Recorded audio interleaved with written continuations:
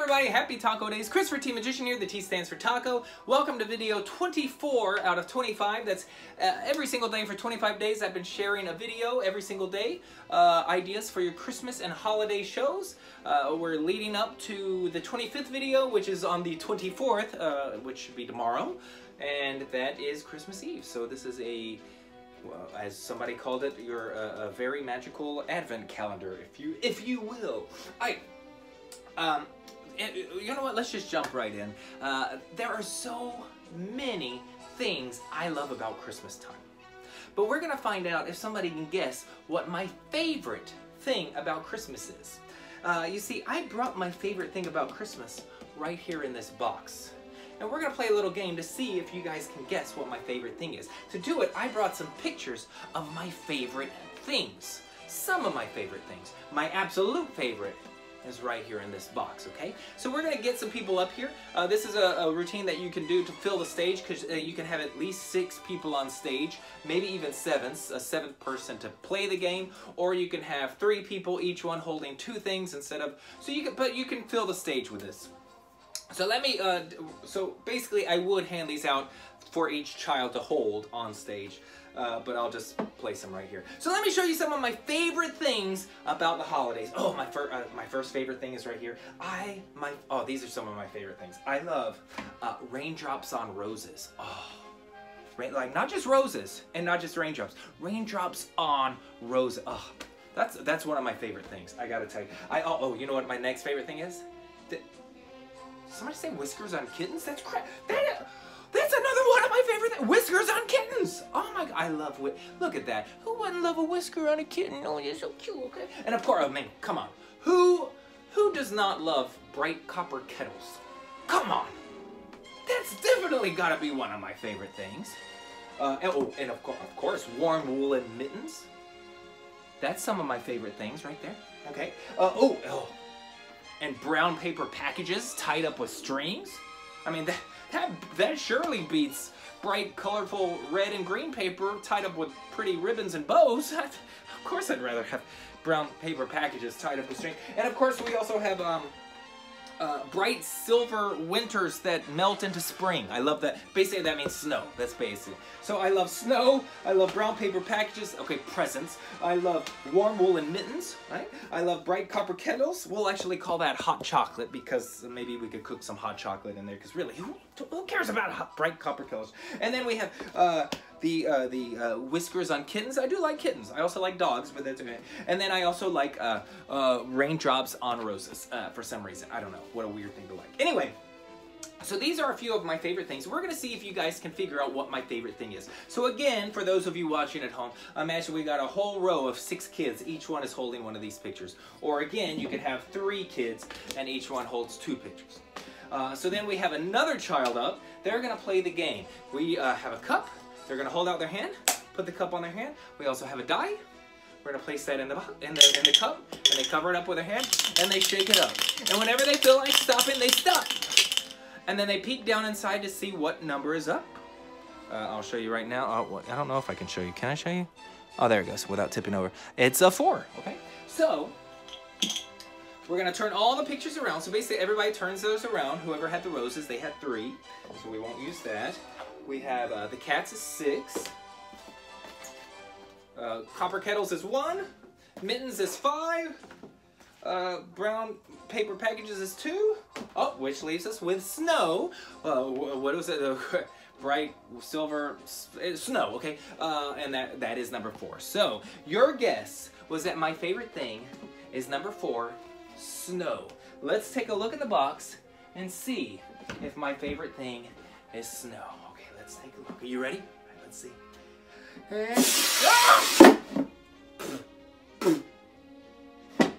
It was snow. Give her a big round of applause! Thank you. All right, there you go. That was fun. That went right in my mouth too. To be honest,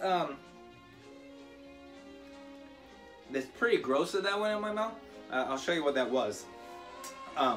But I would absolutely do that in my show. Now, I used a mix of little scraps of paper and also this stuff, which you find at like Walmart, Michael's, any kind. It's just the little fake snow that you sprinkle on your little snow scene. Just sprinkle a little bit of that in there, and boy, that was hilarious. I love it. By the way, if you haven't figured it out, this is the first time I ever did this. So I've actually been using this all season for a different routine. It's sort of my homemade version of Terry Seabrook's Chattering Teeth Illusion, which Doug Malloy I think it's Terry Seabrook. Doug Malloy makes, and the idea is you put your the little chattering teeth in a box and paper shoots out. And I did order one. I haven't been able to get it because it's on back order. So I think hopefully in the new year I'll be able to get the professionally made one. But I'll show you my little dumbly rigged version of the box. But first let's just talk about the trick itself. All it is a force.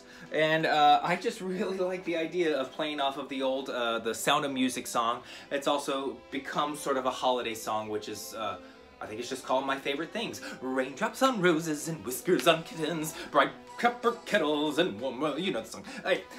And I just think it's so funny to bring out these things and just start saying, like, let me show you some of my favorite things. I love raindrops on roses. And the reason I like this is because like 5 people in the audience only will start laughing and everybody else will be like, why am I laughing? So that's why I like this. But even if you don't know the song, I still think it's weird and funny, okay? So these are some of my favorite things, and all I did is classic, same old story as a lot of these videos. Got these images off of Google, sized them up on Microsoft Word so they fill the page, got them printed on gloss cardstock, and so there are 6 images. Based on the song. If you don't know what I'm talking about, look up My Favorite Things from the Sound of Music. And then finally the snow scene. These are all blown up. So there's 6 pictures total. And then on the back, I knew my force was going to be number 4. So on the back of the snow, I put the 4. But I wanted them completely random. Alright?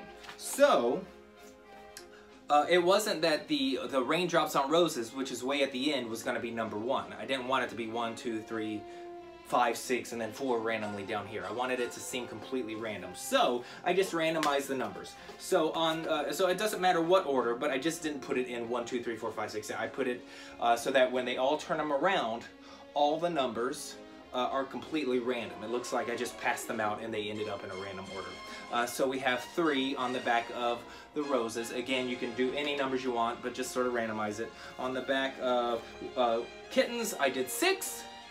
On the back of the copper kettles, I did 1. On the back of warm woolen mittens, I did 5. And on the back of brown paper packages, 2. And then, like I said, the snow scene was number 4 because that's the one I want to force. So let's go into the force real fast. This is actually from another marketed trick. I'm not going to tell you which one, but it's a force die. That's it. It's a force die. Oh, I just made that up. No, every single one is a 4. This is probably just something you could find at a magic dealer. Look around, you could probably find a force die like this. I'm going to show you how to make your own force die that works differently. But basically, you could switch it out and show a die, and then do a like shuttle pass, and then put it in there. And I don't think it's necessary. You toss it up, throw it in there. Nobody on Earth thinks that. No real person thinks that there's a thing as a fake die. They just don't think it. So I don't think you have to go all that fancy. Because it's all 4, it's always going to show 4 on the top. All right? It's that easy. Now, let's quickly show you how to make your own force die. This is a die from the dollar store. Actually, this is not from the dollar store, I don't think, because this one's fancier. So this one has little bumps in it. Where did I get this? It doesn't matter. Okay. Even with the bumps in it, I think it's still fine. Here's what you do. Go to number 4 and go like this. Now again, if you get this at the dollar store, you'll get a package of like 6 of these. So if you do it and you hate it, you got 6 chances. And if I wasn't doing this on video, I could probably make it look better. But there you go. That 4 is now essentially a 5. I need to... You could do that with a Sharpie. You could do it with a mark. I just screwed it up. But you get the idea. So you're just going to do a dot right there. All right. And so what that does is now this die has no 4. It has a 5 and it has another 5, but it has no 4. Even that looks terrible, but if you're just shaking it around and looking at it quickly, you're not going to really pay attention to that. So when you're using this one will never roll a 4. So what you do with this is they shake it up, and every time they look at the top, that one's a 5, so you get rid of the 5. Shake it up again, and we get, ooh, we got a 6. So we get rid of the one with the number 6. And you keep going, we'll get rid of the 1, and you just keep going until everything's gone except for 1. And it will always be 4 because it does not roll a number 4. All right? So that's an easy way to make a force die for this routine. That one could actually be a little more fun, FYI, because this one, because this one is 1 roll and it's 4, right? So if you want to do a streamlined version, this is good. If you want, this one's actually a little more of like a game because you keep rolling and eliminating slowly until you're down to 1. So it's up to you whichever version you want. But this one you can make from the dollar store. This one you got to figure out where to buy it. All right. So that's the force, that's the cards, and then finally, let me just show you the inside of this box. This is magazine board with the boards that I've been using. Oh, by the way, these, you do print out each side. So I printed this picture on gloss cardstock. I printed out this picture that I designed on gloss cardstock. By the way, that is just a... I just did like a Christmas background, and I found that greenish holly thing, and I sized that to the page, and then I inserted a giant 4. Right, so easy. But that was printed on gloss cardstock. This was on gloss cardstock. Each one spray glue and put on magazine board. Right, and I did that, of course, with all of them. This is my dumbed down version, or at least temporary version, of the Doug Malloy, Terry Seabrook. The Doug Malloy, but I think the Doug Malloy version is the one that does electronics, which is why I want it. So this is it. This actually, let me see if I can show you. So this right here is where all the confetti sits, and it sits in a little slide. So basically right here is just a little piece of that same magazine board curled up into a slide. So it goes from here inside the box down along here. And the whole thing is wrapped in aluminum foil. Because when you spray what I'm about to spray, it also it has that carbon dioxide, no, nitrogen oxide, I don't know. It has that stuff that the cold stuff, nitrous oxide, I don't know. But so this whole thing gets loaded with the paper, and then I put a little of that snow in there, so when the paper shoots up, the little snow comes with it. And that is controlled right here with my finger, which pushes the trigger of an air duster. One of those dusters you get in the computer section at like Walmart, basically any store with a computer section. It's so you could dust your keyboard. And this, whoa, is what it looks like. And so I'm just spraying that with my finger, and the finger hole is right there. And what's cool about that is even if I'm just holding it like this, you kind of wouldn't even notice that my finger is in there. So you can be pretty open about it. And that is that. You just push that button, you push the trigger of the air can, and it blows it out of there. And then I think right over here, I'll be right back. I think I have one of those cans just so I can show you. Yes, I do. All right. So there it is. This is from Walmart, the Ultra Duster Industrial Strength, and it's just blows it. I just broke it. No, did I break it? Yeah. Yeah, oh, I broke it. Oh, wait, there it goes. Oh, you can't see that. It's air, but I was hoping it would, like, blow it. Yeah, I don't know. Anyway, yeah, it blows air. Here, let me, here we go. Here we go.